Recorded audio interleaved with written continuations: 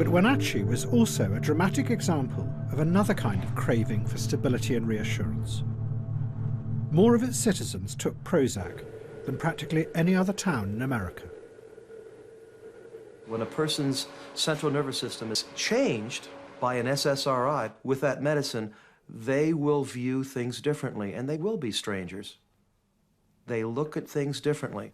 I have a chemical up here that changes me. I think differently. For me, it was like walking around like this for my whole life and really not knowing that I was nearsighted. I mean, really. I mean, no one had ever offered me glasses. And then all of a sudden, here comes somebody that says, okay, now try these on, try this Prozac on. And I tried it on, and for the first time in my life, I went, whoa, is this the way reality really is? Your perception can be changed, and it's frightening and it's scary to people. It speaks of science fiction almost.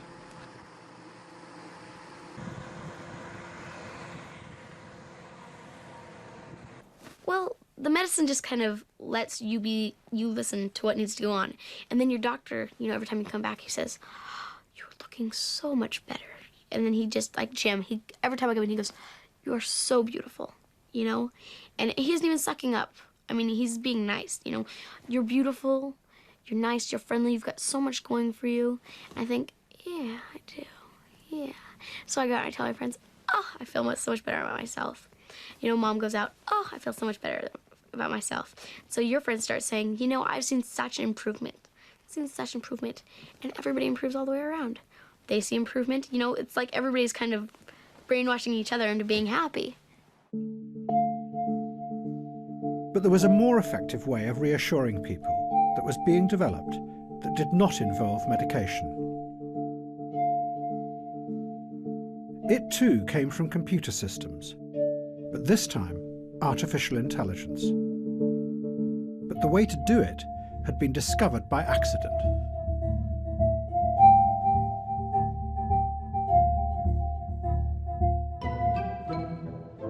Back in the 1960s, there had been optimistic dreams that it would be possible to develop computers that could think like human beings.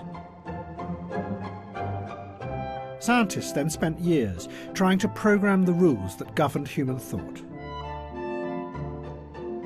But they never worked.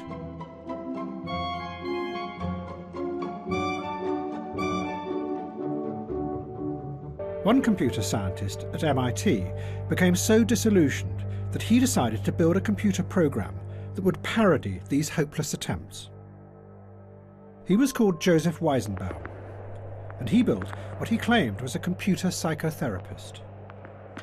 Just like a therapist, people could come and talk to the machine by typing in their problems. Weizenbaum called the program E.L.I.Z.A.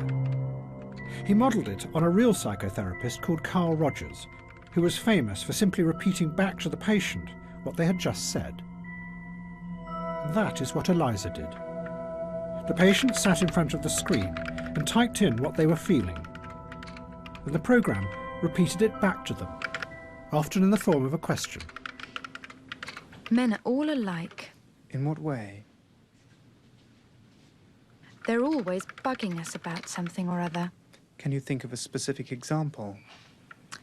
Well, my boyfriend made me come here. Your boyfriend made you come here? He says I'm depressed much of the time. I'm sorry to hear that you're depressed. It's true. I am unhappy. Do you think coming here will help you not to be unhappy? Well, I need some help.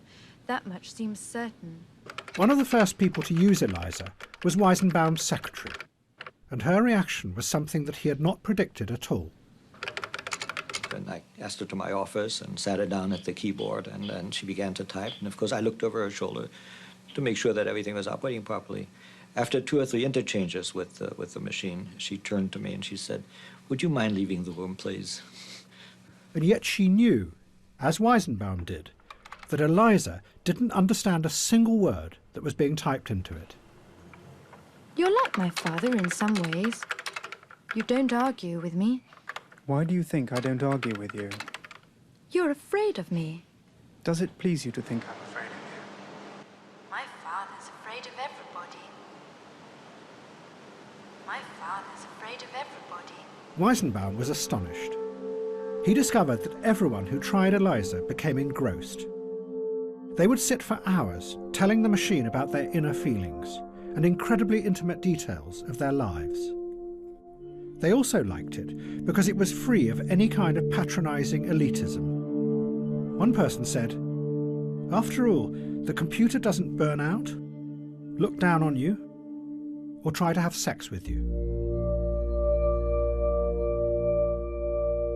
What E.L.I.Z.A showed was that in an age of individualism, what made people feel secure was having themselves reflected back to them, just like in a mirror.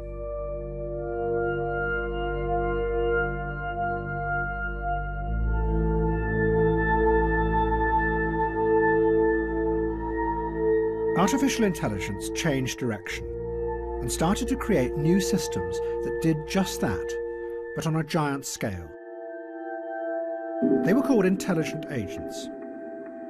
They worked by monitoring individuals, gathering vast amounts of data about their past behaviour, and then looked for patterns and correlations from which they could predict what they would want in the future. It was a system that ordered the world in a way that was centred around you.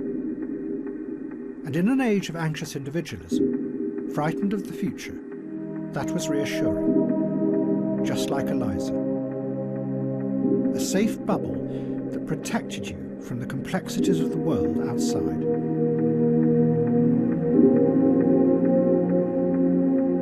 But the applications of this new direction proved fruitful and profitable. If you liked that, you'll love this.